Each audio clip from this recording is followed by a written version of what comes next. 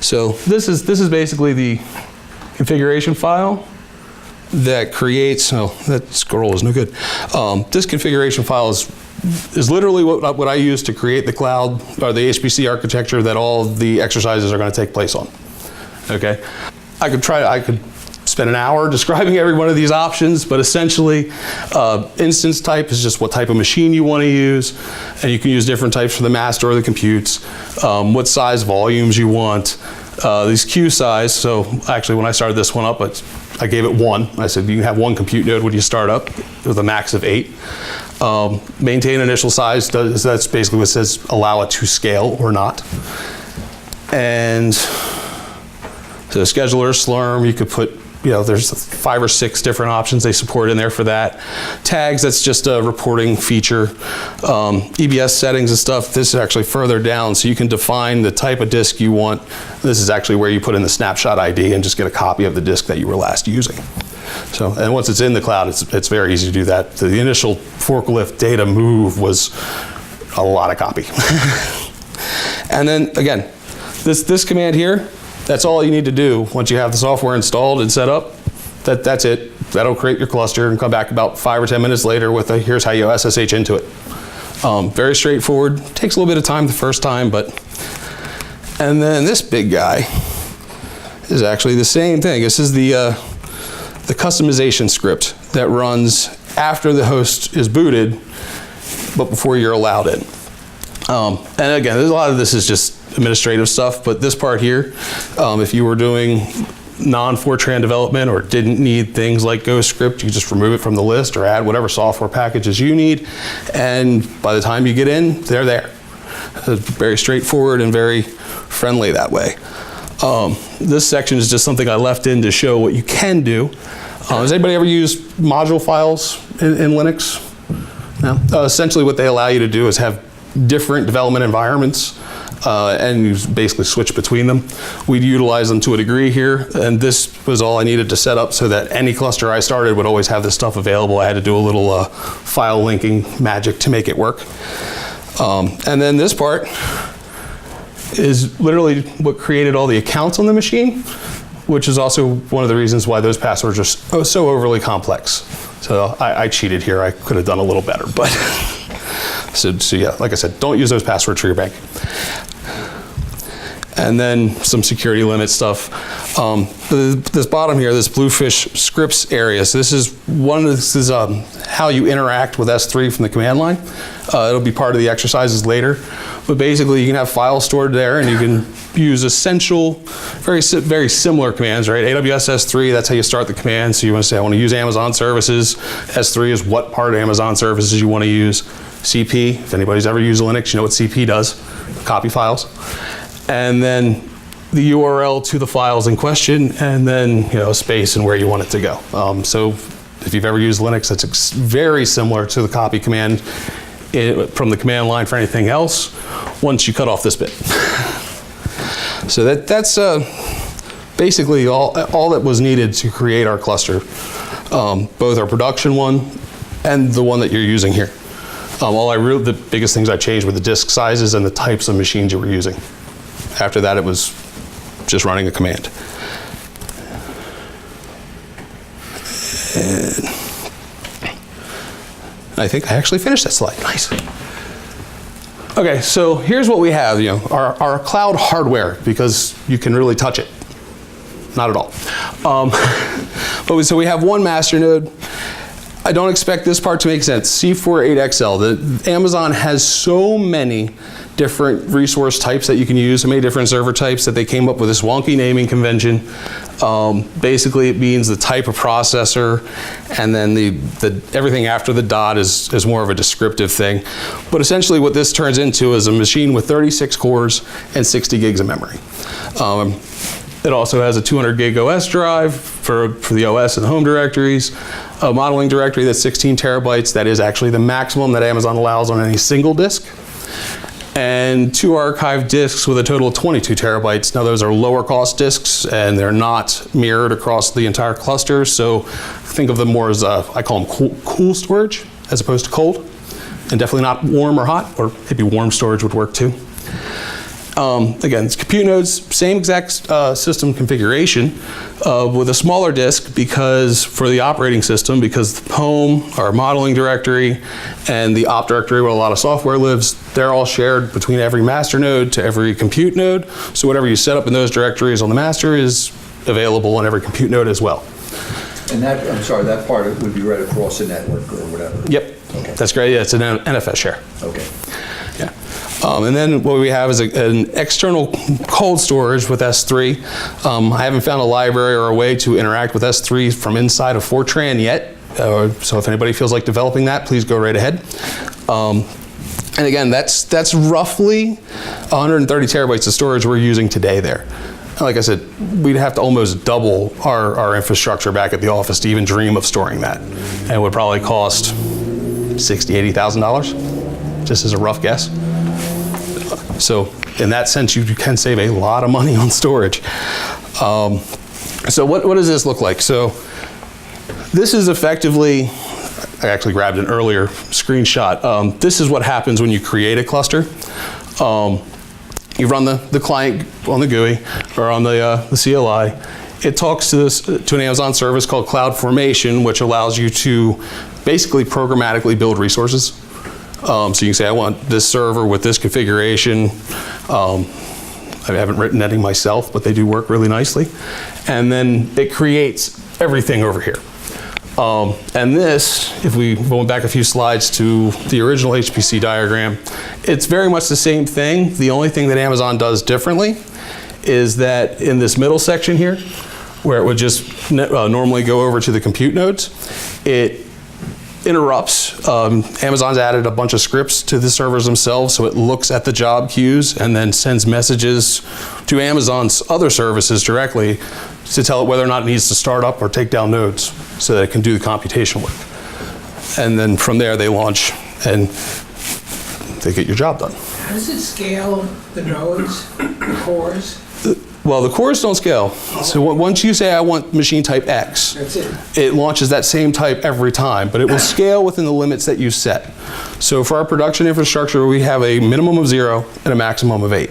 Okay. All right, so we can scale to, I did that math earlier, so what, 36 cores times 8? Mm-hmm. Yeah, so you get a lot of processing power out of that. And what I found, at least with our configuration, was that was about the point of diminishing returns. Some models, you go above 6 hosts, you get diminishing returns. Other models, the WQSTM model, actually, the sediment transport model, because of the way it runs, it can run on all 8. But you have to stagger your data loading because the NFS traffic will just saturate the network and then things will slow down and fail. Sort of a question on the auto scaling a little bit. That, Carl, is built into ICM where it will figure out how to partition how many segments run on each CPU? Okay. So there's a sort of interaction between the number of CPUs that you're asking for, right, and that information is fed back to ICM to then distribute the computational elements to them. Is that sort of roughly? Because I'm not a parallel computing guy yet, other than the simple little thing that we can do in Fortran. So I'm wondering, you've built some fancy. You know, I had a computer geek who actually submitted the job. Now, you specified in advance how many CPUs you want. Doesn't know. Well, yeah, but it's got to have a way of, let's say you had your 5,000 segments, and if you had 50 CPUs, then each CPU would get 100 segments effectively. And that's the way you do it. I mean, another alternative would be to do the processing across systems. I'm just wondering how you, right? Yeah, you can do that, but you would actually have to write that into your code to actually interrupt the Amazon system to add more hosts or take hosts away. Okay. Amazon's basically just looking at the queue and going, are there jobs? Are there more jobs than cores that I currently have? Right. If not, it adds one. It is pretty simple logic at that level. But that then comes back to your ICM that actually looks at how many cores and then allocates to the cores. Right. Okay. Yeah, I practically, I mean, well, the Army Corps of Engineers, if you think Amazon has computers, you don't know. Yeah.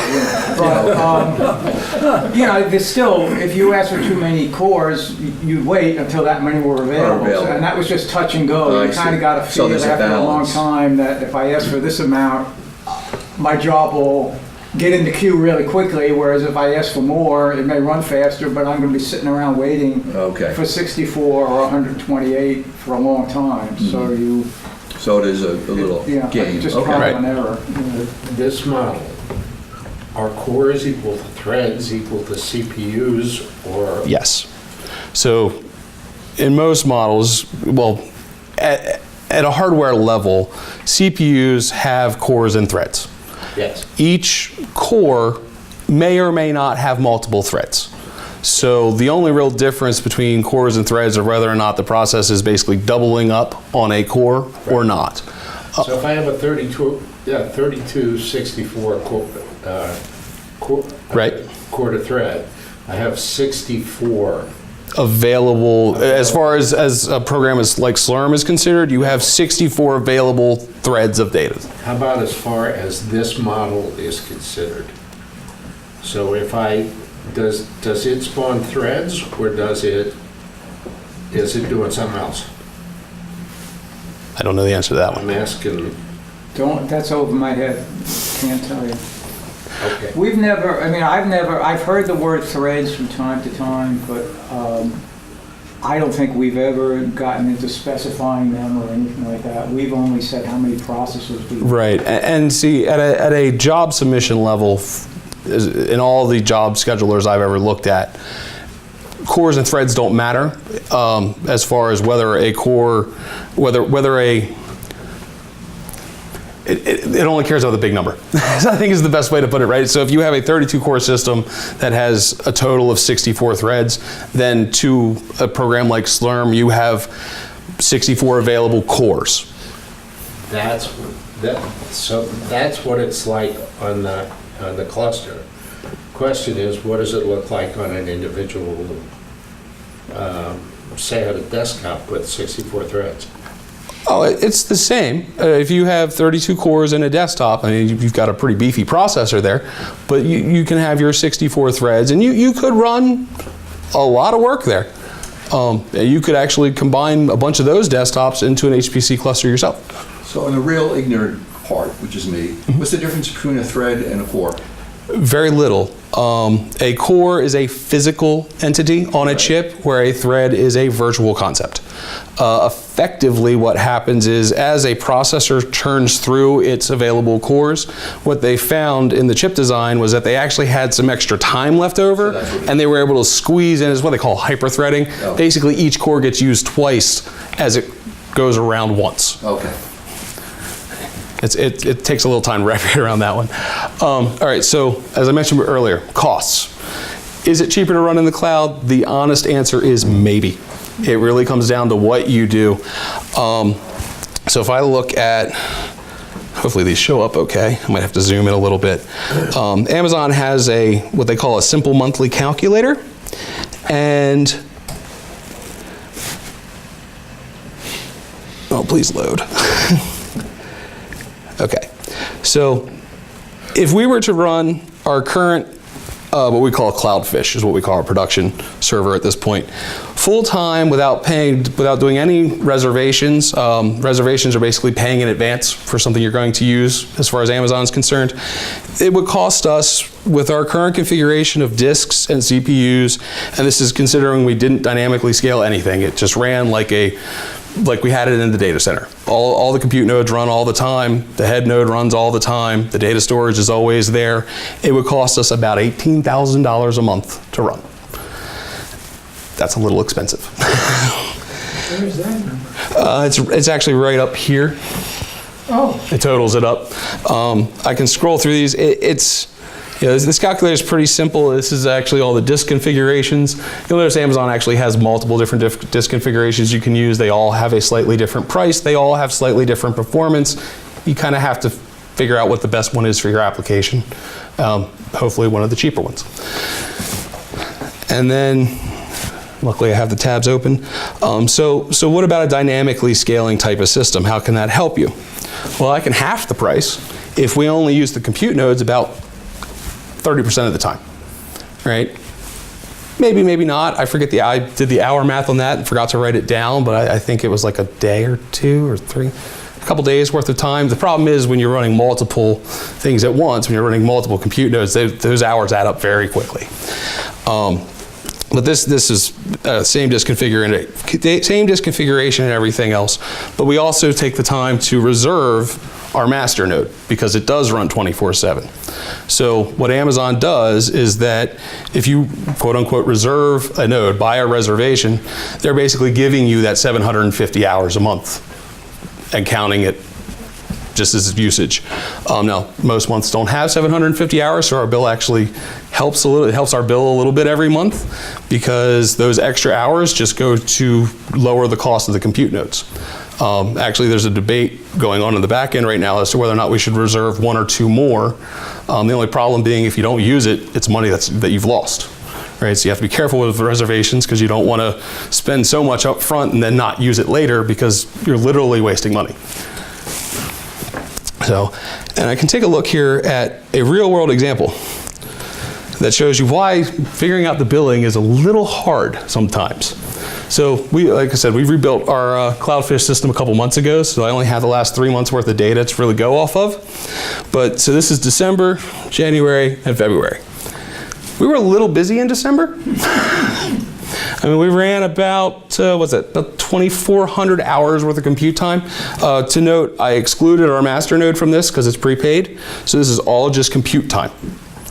All right, so we had a very busy December where we used, this is actually the hours, I should have flipped these. This was the cost. It cost us about $4,000 just to run the cluster in December. But then it cost us half that much in January. Go figure. And that's February, so I have a feeling everybody was a little busy getting ready for this. Carl was on vacation. That's Okay, that would do it. But so the answer is just don't let Carl work. Right. So yeah, and so they break it down to actual numbers too. If you look at, it costs $62 to run in February, and it costs us $4,000 to run in December. So you do have to plan your costs out. If we had reserved all of that for the last 2 months, we would have kind of burned a pile of money. Because those reservations are about, for the instance size we're using, are about $8,000 each a year. And that's at about a 60% discount over paying for it full time.